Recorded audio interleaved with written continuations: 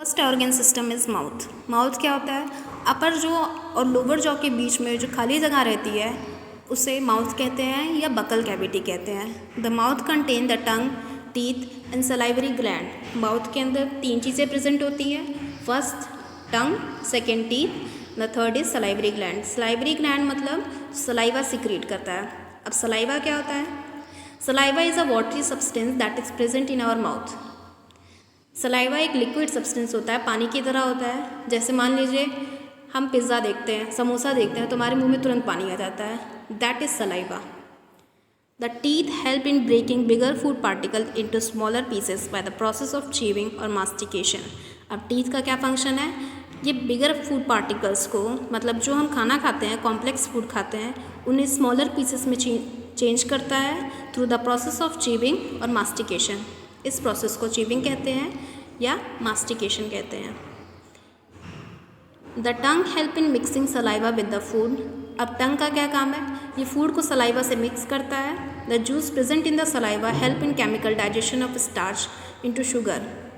Saliva के अंदर एक जूस प्रेजेंट होता है, एंजाइम प्रेजेंट होता है, that is called as ptyalin, जो स्टार्च को शुगर में चेंज करता है। After the food is broken down into smaller pieces and mixed with saliva, it is swallowed down the digestive system and enter the food pipe or esophagus.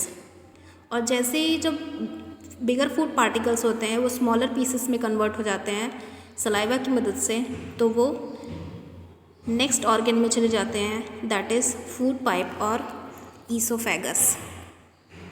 Late us study about teeth. Teeth are located in our jaws upper and lower in the mouth cavities. Teeth हमारे jaws में present होता है, ऊपर भी present है और नीचे भी प्रेजेंट है। They are fix to the gums based on the structure and function. These are of 4 types. हमारे मुंह में 4 प्रकार के दांत होते हैं। First is incisor, second canines, third premolars and the fourth is molars. Study about the function of these teeth and its number. First is incisor. Total number of teeth in our mouth is 8 and the function is cutting and biting. Incisor जो हमारे आगे के दांत होते हैं, अपर jaws में 4 and the lower jaws में 4. Total number 8. इनका जो फंक्शन होता है वो कटिंग करना और बाइटिंग करना होता है। Second canines, total number 4. इनका फंक्शन होता है tearing and piercing. Canines incisors के बगल में होते हैं, अपर जॉ में 2 होते हैं और लोअर जॉ में 2 होते हैं, सो टोटल नंबर 4। जो कार्निवोर्स एनिमल्स हैं या तो जो ह्यूमन बींग्स मीट खाते हैं उनको पता होगा कि कैनाइन्स का यूज़ कैसे होता है। ये मांस को फाड़ने के लिए काम आते हैं। जो कार्निवोर्स एनिमल्स होते हैं उनमें कैनाइन्स पाया जाता है। Third premolars, total number 8। Premolars and molars का जो फंक्शन होता है वो दोनों का सेम होता है, क्रशिंग एंड ग्राइंडिंग। प्रीमोलर्स जो टोटल नंबर होते हैं वो 8 होते हैं एंड मोलर्स 12। प्रीमोलर्स और मोलर्स हमारे पीछे के दांत होते हैं जो थोड़े से ब्रॉड होते हैं बाकी दांतों की तुलना में। आगे के दांत ज़्यादा ब्रॉड नहीं होते हैं लेकिन पीछे के दांत कैसे होते हैं? ब्रॉड होते हैं। इनका जो फंक्शन होता है वो खाने को ग्राइंड करना, क्रश करना होता है। जैसे अगर हम कोई ऐसी चीज़ खाते हैं जो कठोर होती है तो वो हम अपने पीछे वाले दांत से क्रश करते हैं, जैसे अखरोट। Okay, basically there are 2 types of teeth, that is temporary teeth and permanent teeth. Temporary teeth, these are 20 in numbers, develop from 6 months or so and fall off between 6 to 8 years of age. These are called milk teeth and these are temporary. Temporary teeth जो होते हैं वो 20 होते हैं, ये 6 महीने के बाद आना स्टार्ट होते हैं और 6 to 8 ईयर्स के बीच में धीरे धीरे गिरना भी स्टार्ट हो जाते हैं, इसलिए इन्हें दूध के दांत भी कहते हैं और टेम्पररी टीथ कहते हैं। Second permanent teeth, these are 32 in numbers, from 6 to 8 year milk teeth fall and new set of teeth grow in their place. These are called permanent teeth.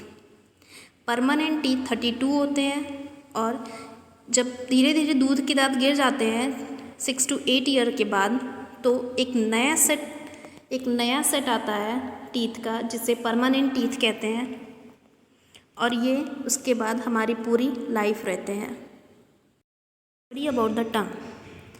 Tongue, a fleshy muscular organ, it is attached at the back and free at the front. टंग एक muscular organ होता है, मतलब इसमें bones नहीं होते हैं। ये back से अटैच्ड होता है लेकिन आगे से फ्रंट से फ्री होता है। It can be moved in all direction, it perform the following function. और टंग को हम किसी भी डायरेक्शन में मूव कर सकते हैं। इसके कुछ फंक्शंस हैं। पहला, it helps in mixing the chewed food with saliva.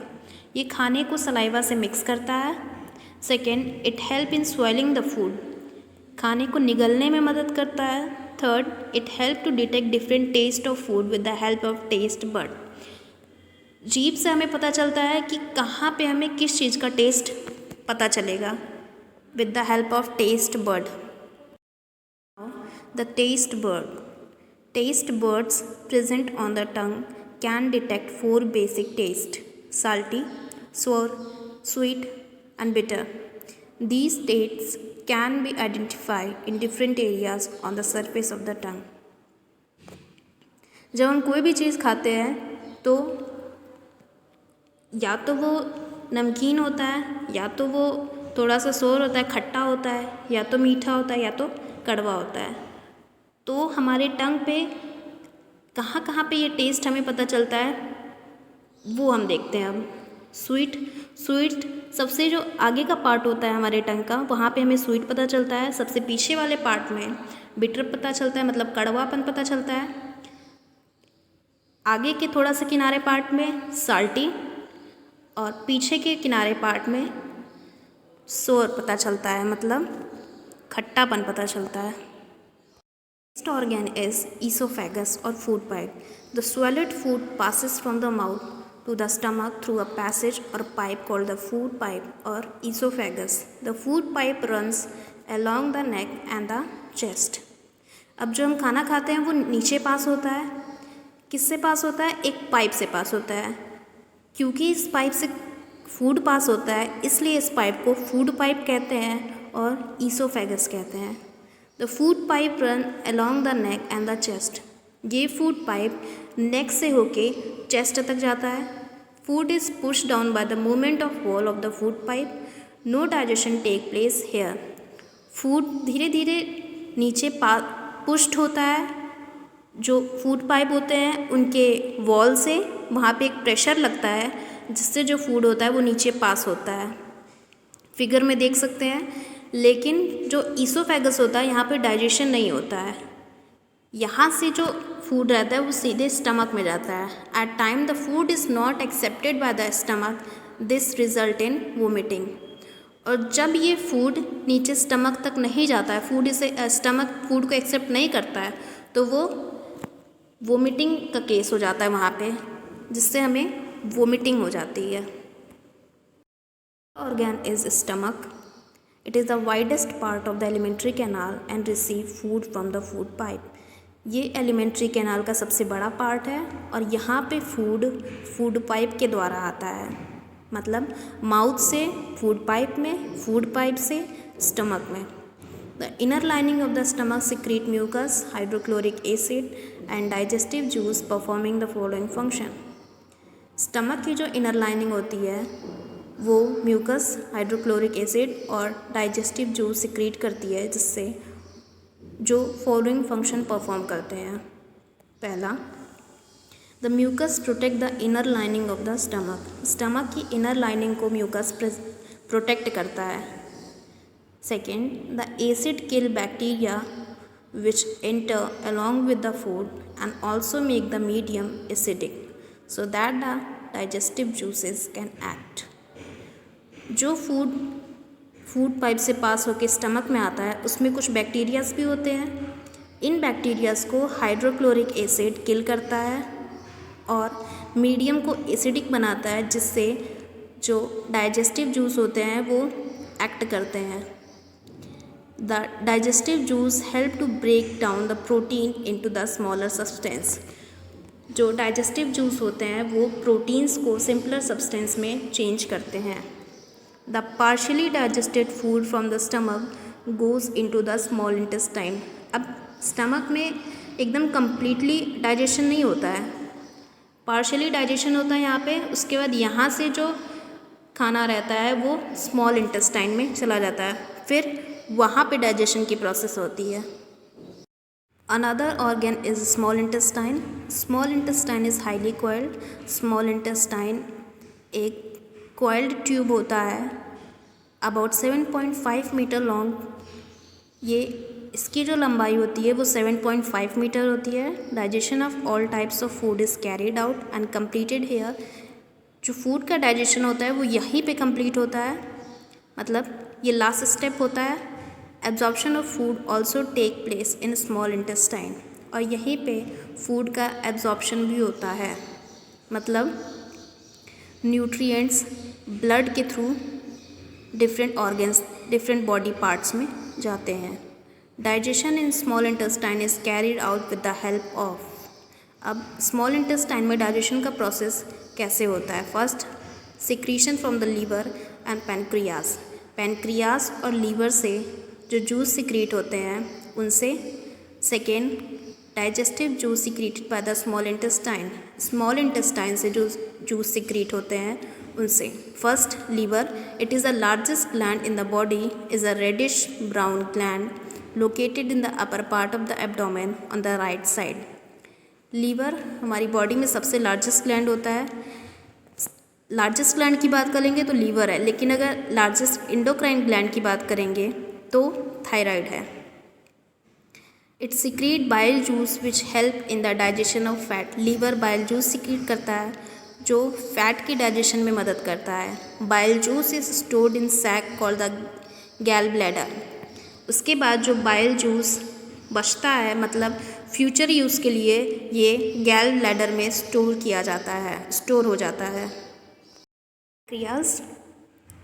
The gland is cream colored and located just below the stomach. Pancreas gland cream color का होता है और ये stomach के just नीचे होता है। The pancreatic juice act on protein, starch and fat and changes them into simple form. जो पैनक्रियाटिक जूस पैनक्रियास से रिलीज़ होता है वो प्रोटीन, स्टार्च और फैट को इनके सिंपलर फॉर्म में चेंज करता है। All components of food are broken down into smaller form as given below. First, carbohydrate. Carbohydrate are broken down into simpler sugar such as glucose. Carbohydrate का जो simpler form होता है वो sugar होता है या फिर ग्लूकोज होता है। Second, fat are converted into fatty acid and glycerol. Fat को फैटी एसिड या ग्लिसरॉल में कन्वर्ट करता है। Third, protein are converted into amino acid. Protein को अमीनो एसिड में कन्वर्ट करता है। ये तीनों अपने सिंपलर फॉर्म में चेंज हो जाते हैं, किससे? पैनक्रियाटिक जूस से। Absorption in small intestine. The inner wall of the small intestine has a number of finger like outgrowth called villi. The villi increases the surface area of absorption for the absorption of the digested food. जो inner wall होती है small intestine की, उसमें finger like projection होते हैं जिसे Willie कहते हैं। ये विली सरफेस एरिया को बढ़ा देती है एब्जॉर्प्शन के लिए। The villi has a network of fine blood vessels called capillaries. इन विलीज में ब्लड कैपिलरीज भी पाई जाती हैं। Just look at the image, blue, red and green color, these are the capillaries. The food substance are absorbed by the villi and then transported through the blood vessels to different organ of the body. This is called assimilation. जो food organs जब Willie के द्वारा small intestine में absorb हो जाते हैं, फिर ये इन ब्लड वेसल्स के द्वारा हमारी पूरी बॉडी में ट्रांसपोर्ट होते हैं। The food that remain undigested and unabsorbed enter the large intestine. उसके बाद ऐसे फूड जो डाइजेस्ट नहीं हो पाते हैं, एब्जॉर्ब नहीं हो पाते हैं, वो लार्ज इंटेस्टाइन में चले जाते हैं। Now, large intestine. The large intestine is the shorter in length, about 1.5 but wider than the small intestine. No digestion occur here. Its main function is to absorb water from the undigested food material.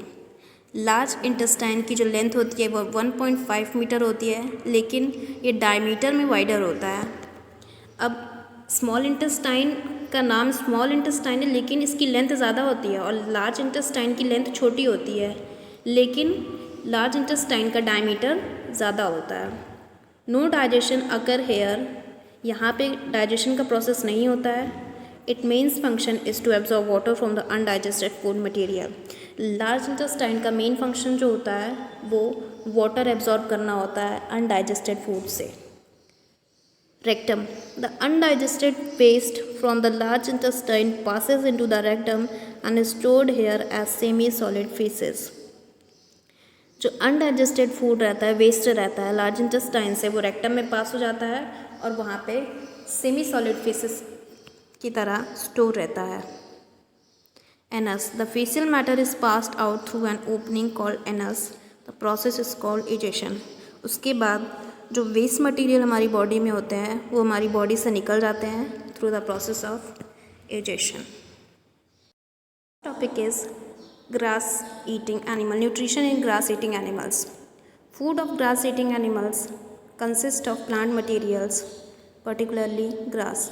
Grass is rich in a specific carbohydrate called cellulose. जो grass eating animals होते हैं उनका जो food होता है वो particularly plant material होता है, specially grass.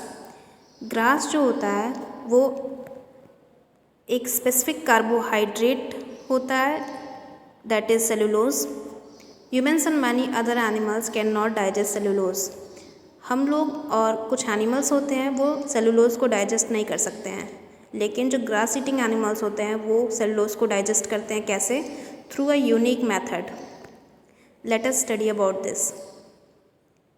Have you seen a cow or a buffalo doing something while resting?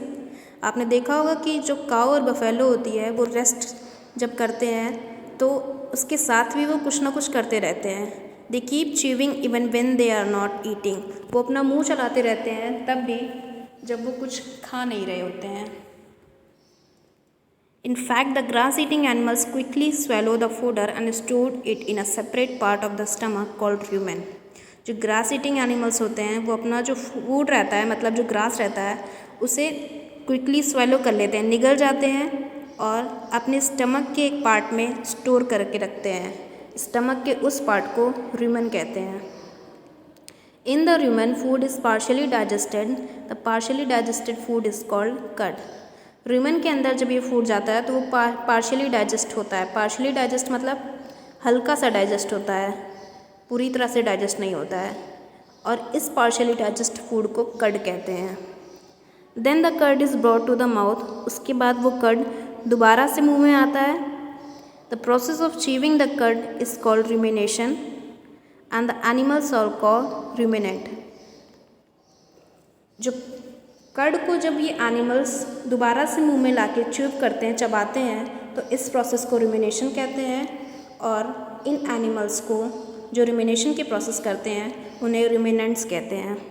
During rumination cud mixes with the saliva and become pulpy और semi solid paste. After chewing the food is pass to the stomach. उसके बाद जब ये ruminants animals cud को saliva से mix करते हैं तो वो एक पल्पी और सेमी सॉलिड पेस्ट बन जाता है, मतलब अच्छे से वो पेस्ट में चेंज हो जाता है, एक लिक्विड पेस्ट में। उसके बाद ये फूड स्टमक में पास हो जाता है। Stomach in ruminant is different from the human stomach.